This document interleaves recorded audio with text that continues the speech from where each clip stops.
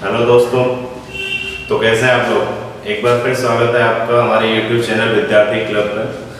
Last time पे हमने math की क्लास में बाध्यता का नियम पढ़ा था। बाध्यता के नियम में कुछ बातें और बाकी हैं, जैसे कुछ लोगों ने कमेंट करके बोला था कि सर 13, 17 और 19 का भी कुछ लॉजिक बता दीजिए आगे डिवाइड करने का। तो वो मैं सारी चीज़ें आपको बता देता हूँ, और कुछ चीज़ें ये भी हैं कि जो मैंने आपको बाध्यता का नियम बताया था उसमें कुछ क्वेश्चंस मुझे करवाने हैं, तो वो भी करवा देता हूँ। तो ये सेशन मेनली आपका बाध्यता पर नियम पर आधारित जो प्रश्न बनते हैं, जो क्वेश्चंस बनते हैं एग्जाम पॉइंट ऑफ व्यू से, उन्हीं को हम जनरली सॉल्व करेंगे। लास्ट टाइम पे मैंने आपको बाध्यता के नियम में 11 का लॉजिक बताया था। 11 के लॉजिक में क्या करते थे, जो अल्टरनेट जो डिजिट होते थे उनको ऐड कर लेते थे, अप एंड डाउन, और दोनों का डिफरेंस निकालते थे। अगर वो डिफरेंस 11 से डिवाइड होता है, यानी कि 0 या 11 या 22 अगर आता है, तो वो संख्या 11 से डिविजिबल होगी, अन्यथा नहीं होगी। ठीक है, तो मैं 13 के लिए, 17 के लिए और 19 के लिए, अच्छा दरअसल हम केवल अभाज्य संख्याओं का ही डिविजिबिलिटी रूल क्यों पढ़ते हैं। तो देखिए एक बात बताइए कि भाज्य संख्याएं जैसे होंगी, जैसे 15 है, तो 15 को तो हम फैक्टराइज कर सकते हैं ना भाई। 15 को हम लिख सकते हैं 3 गुणे 5, तो जो 3 से डिवाइड होगी 5 से हो जाएगी, वो हो जाएगी। ठीक है, तो हम जनरली जो देखते हैं बाध्यता का नियम, वो प्राइम नंबर यानी कि जो हमारे अभाज्य संख्याएं होती हैं, केवल उन्हीं के लिए देखते हैं कि उनसे वो संख्याएं पूर्ण रूप से विभाजित हो रही हैं या नहीं हो रही हैं। तो अभी तक हमने जो देखा था 2, 3, 7, 8, ये सब हमने देख लिए थे 11 तक लेके। ठीक है, तो कुछ अभाज्य संख्याओं के बारे में बता देता हूँ।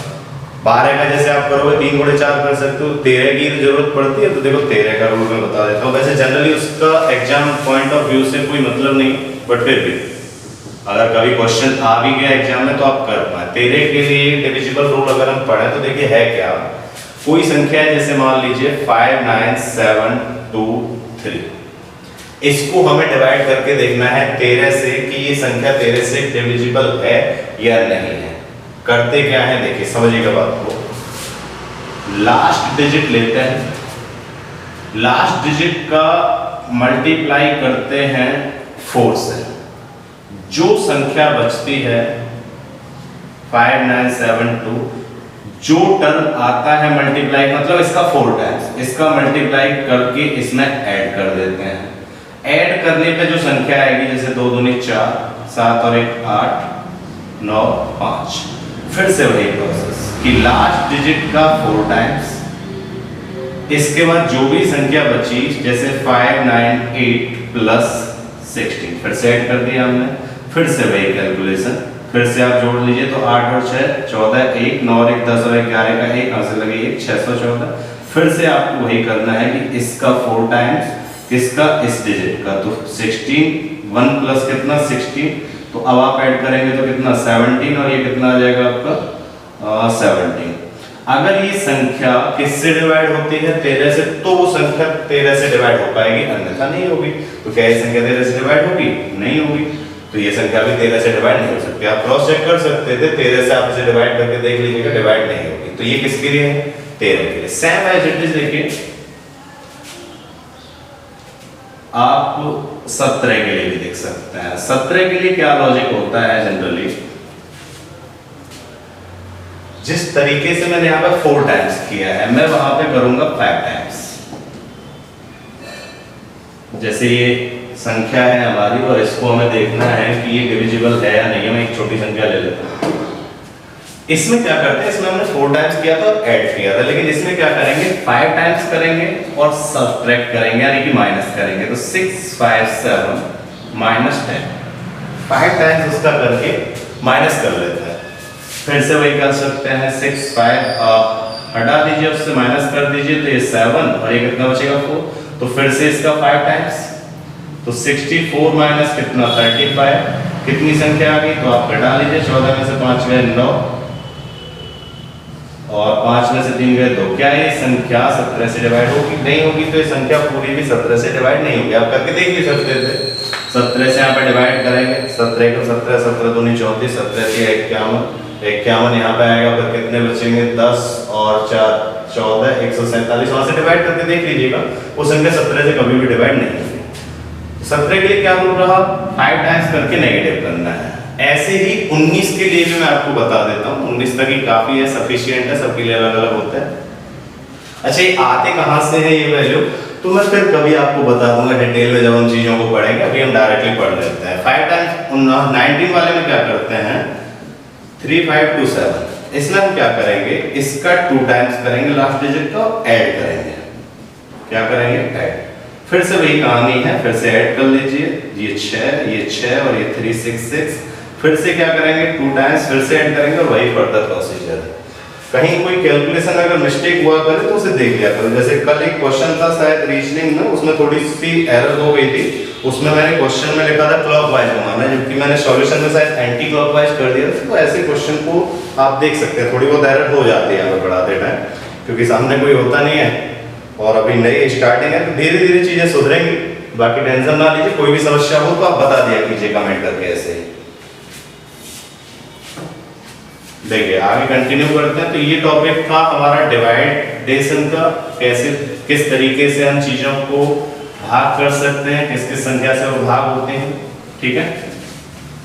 अभी कुछ क्वेश्चंस इसके करेंगे, ये पूरा जो सेशन रहेगा ये भाज्यता के नियम पर आधारित ही रहेगा और अच्छे क्वेश्चंस के लिए रहेगा, ठीक है। कुछ अच्छे क्वेश्चन मैं आपको बताता हूँ भाज्यता के नियम पर, क्योंकि इस टॉपिक से काफी क्वेश्चंस पूछे जाते हैं एग्जाम पॉइंट ऑफ व्यू से, काफी इंपॉर्टेंट है ये टॉपिक, ठीक है। तो जैसे अगर हम करें एक क्वेश्चन लिखते हैं, क्वेश्चन है हमारा संख्या 592x34y, संख्या 592x34y यदि 24 से पूर्णतः विभाजित हो, यानी कि डिविजिबल हो, पूर्णतः विभाजित हो, तो पूर्णतः विभाजित हो तो 3x - 2y का अधिकतम मान कितना होगा, मैक्सिमम वैल्यू पूछिए, ठीक है। लिख लीजिएगा आगे क्वेश्चन। अब देखिए एक बात बताइए, हमें अधिकतम मान जो पूछा गया है वो किसका पूछा गया है, 3x - 2y का अधिकतम मान हमसे पूछा गया है। अब 3x - 2y का जो हम अधिकतम मान बताएंगे, अच्छा कोई संख्या इसमें से घट रही है तो ये अधिकतम अगर कब होगी, जब ये संख्या क्या होनी चाहिए कम से कम, जब कम से कम घटाएंगे तभी अधिकतम होगी। तो ये y की वैल्यू कैसी होनी चाहिए, कम। कल जो हमने क्वेश्चन किए थे वो काफी आसान क्वेश्चन थे, अधिकतम पूछा था लेकिन उसमें प्लस था, दोनों कोई ज्यादा से ज्यादा होना चाहिए था, लेकिन इस बार माइनस और माइनस के केस में क्या होना चाहिए कि जो संख्या है घटने वाली वो कम से कम होनी चाहिए, जिससे कम से कम घटे और पूरी वैल्यू अधिक से अधिक हो जाए। अच्छा ये वैल्यू ज्यादा से ज्यादा में से घटाएंगे तभी तो अधिकतम वैल्यू आएगी, तो ये वैल्यू कैसी होनी चाहिए, बड़ी, यानी कि अधिक कह सकते हो, ठीक है। अच्छा अब ये वैल्यू आएंगी कहां से, तो ये वैल्यू आएंगी यहां से, किससे डिवाइड हो रहा है, 24 से। अच्छा 24 से कोई संख्या कब डिवाइड होगी, आप इसे फैक्टर इस तरीके के फैक्टर में तोड़िए जिनका आपको डिविजिबिलिटी आपको बताई गई है। तो ये कौन कौन से हैं, 8 और 3, ऐसे तोड़ सकते हैं। पहले किससे सॉल्व करेंगे, 8 से और फिर करेंगे 3 से। देखिएगा समझिएगा, 592x34y, 8 के लिए मैंने आपको बताया था लास्ट के कितने डिजिट, 3 डिजिट किससे डिवाइड होने चाहिए, 8 से, यानी कि ये 3 जो डिजिट है ये 8 से डिवाइड होनी चाहिए। और y की वैल्यू कैसी होनी चाहिए, कम।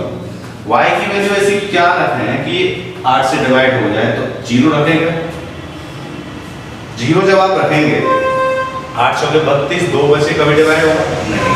अगर आप 1 रखेंगे तो फिर तो डिवाइड होने का मतलब ही नहीं, क्योंकि 2 से ही नहीं होगा। आप 2 रख के देखिए, 8 से जो डिवाइड करेंगे 8 चौके 32, 2 बचे 22, में कभी भी डिवाइड नहीं होगा। तो आप 4 रख लीजिए, उससे हो जाएगा 8 चौके 32, 2 8 के 24, ठीक। तो y की वैल्यू कम से कम मिली हमें 4। ऐसे इस तरीके से मैं आपको एक बेसिक क्वेश्चन बता रहा हूं, बाकी तो हम अभी डायरेक्ट क्वेश्चन करेंगे। इसके बाद हमें किससे और डिवाइड करना है, 3 से। 3 से करने के लिए 9 को क्या मान लेंगे जी, ठीक है, 5 और 4 9, ये भी कैंसिल हो गया। अब 4 जो हमने लिया था वो भी तो काउंट करना पड़ेगा, 4 3 7 और 2 9, ये भी कैंसिल हो गया। अब x केवल बचा और x की अधिक से अधिक वैल्यू होनी चाहिए, क्योंकि ये वैल्यू हमारे पास न्यूनतम होनी चाहिए। तो वो संख्या हम क्या, वो अंक क्या लिख सकते हैं, 9। तो x का मान 9 और y का मान 4, दोनों वैल्यू पुट कर दीजिए 3x - 2y में, और ये हमारा आंसर। तो इसमें आप रखेंगे तो 9 दिया 27 और ये 4 दूने 8 और ये 27 में से जब आप 8 घटाएंगे तो कितना आ जाएगा 19। तो ये इस फंक्शन की अधिकतम वैल्यू होगी। ऐसे ही क्वेश्चंस बहुत सारे एसएससी में पूछे जाते हैं ज्यादातर और काफी अच्छे क्वेश्चंस कहे जाते हैं। तो पूरा कहानी ये थी, मैं अगर इसे क्वेश्चन को 10 सेकंड में अगर हम सॉल्व करें तो क्वेश्चन था क्या, 24 से डिवाइड करना है तो 8 या 24 और फिर उसके बाद अगर अधिकतम मान पूछा है तो y कम से कम होना चाहिए, वो अधिक से अधिक होना चाहिए। यहीं पर हम डायरेक्ट लिख सकते थे कि y की ऐसी क्या वैल्यू रखें, कम से कम 0 रख नहीं सकते थे, 2 रख नहीं सकते थे, ठीक है। तो क्या रखेंगे 4 रखेंगे, ठीक है। और 0 2 4 क्यों रख रहे हैं, क्योंकि 2 8 से तभी डिवाइड होगी जब वो 2 से हो जाएगी और उसके बाद फंक्शन को आपने 3 से डिवाइड कर लिया और वहां से हमारा आंसर, ठीक है। कुछ क्वेश्चन और करते हैं। जैसा मैंने आपको बताया ये पूरा जो सेशन है ये प्रैक्टिस का है, डिविजिबिलिटी रूल इंपॉर्टेंट है, इसीलिए इसके क्वेश्चंस आपको करवाए जा रहे हैं। कुछ क्वेश्चंस और करिए जरा, और आप लोगों को काफी अच्छा रिस्पांस मिलता है। कुछ लोग कमेंट करके आंसर भी बताते हैं जो क्वेश्चन आपको दिए जाते हैं। तो मैं यही चाहता हूँ कि जो भी लोग वीडियो देखें वो वीडियो को लाइक जरूर किया करें और शेयर जरूर किया करें, और जो क्वेश्चंस आपको दिए जाते हैं क्लास में उनके सॉल्यूशन आप कमेंट सेक्शन में करके बताएं, जिससे हमें पता चले कि आप लोग कितनी पढ़ाई कर रहे हैं। क्योंकि आपका रिस्पांस आएगा तभी हम और कुछ मॉडिफाई चीजों को कर पाएंगे।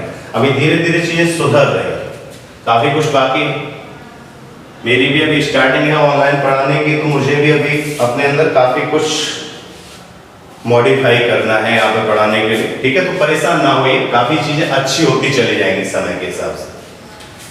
क्वेश्चन है संख्या 9583A75B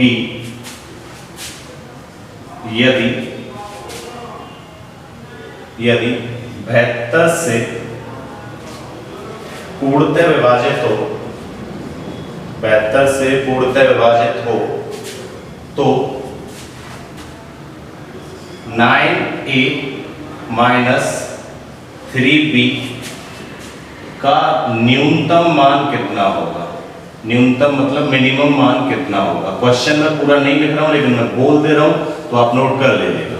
इसका न्यूनतम मान कितना होगा। अब देखिए एक बात बताइए, ये अगर न्यूनतम करना है तो हम ये चाहेंगे कि क्या हो, ज्यादा से ज्यादा घटे, तभी तो वो न्यूनतम हो पाएगा।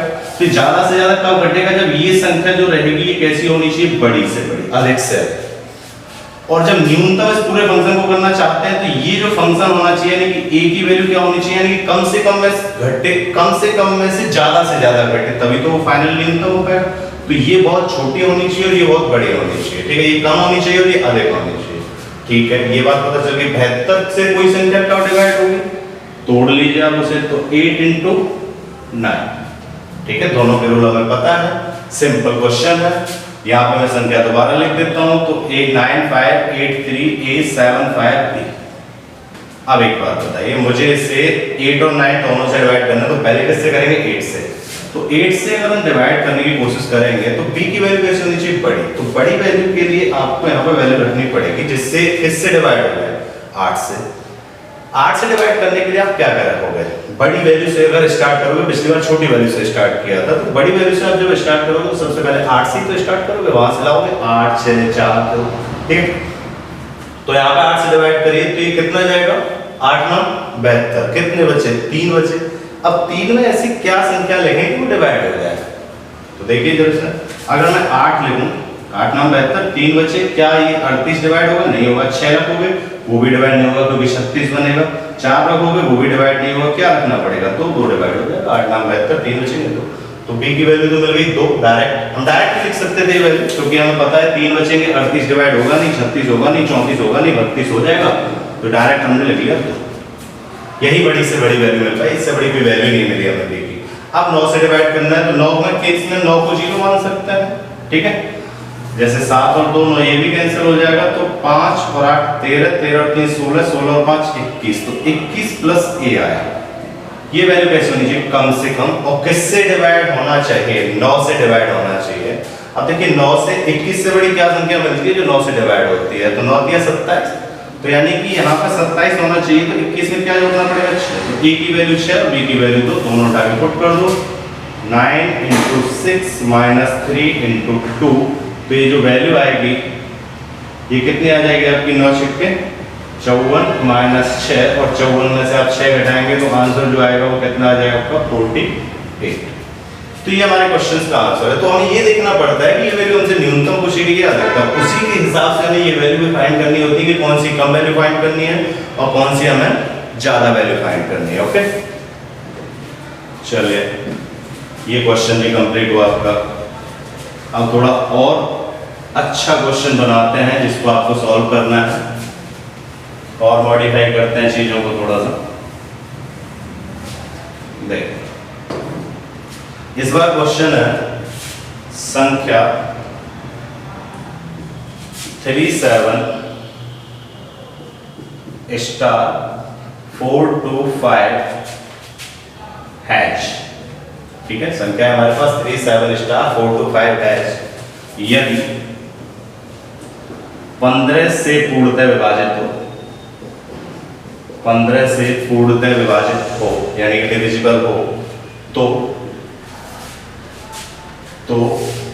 7 स्टार प्लस 8 हैश का न्यूनतम मान कितना होगा, यानी कि मिनिमम वैल्यू आपसे पूछी गई है। इस बार क्वेश्चन में फिर से शॉर्ट लिख रहा हूँ, आपको खुद से पूरा लिखना है, वो मैं बोल दे रहा हूँ बस उसे। अब आपको फिर से वो बताना है कि इसका न्यूनतम मान कितना होगा। तो देखिए एक बात बताइए, इस बार माइनस नहीं है, इस बार प्लस है, तो और आसान है क्वेश्चन। दोनों ही वैल्यू कैसे होनी चाहिए, न्यूनतम, तभी पूरा फंक्शन क्या हो पाएगा, न्यूनतम यानी कि मिनिमाइज हो पाएगा। तो ये वैल्यू भी मिनिमम, ये वैल्यू भी मिनिमम, ठीक है, लिखने की आवश्यकता नहीं है अपने लिए जब हम क्वेश्चन करते हैं। अच्छा, 15 से कोई संख्या कब डिवाइड होगी, जब वो 3 से और 5 से दोनों से डिवाइड होगी। ठीक है, तो ये संख्या थी हमारे पास, मैं फिर से वही हटा देता हूँ क्वेश्चन को, आप लोग लिख लीजिएगा। संख्या थी हमारे पास 7 स्टार और 8 हैश भी था, ऐसे भी देख लेंगे, 7 स्टार प्लस 8 हैश। ठीक, इसका मिनिमम वैल्यू हमें चाहिए 15 से डिविजिबल ही चाहिए।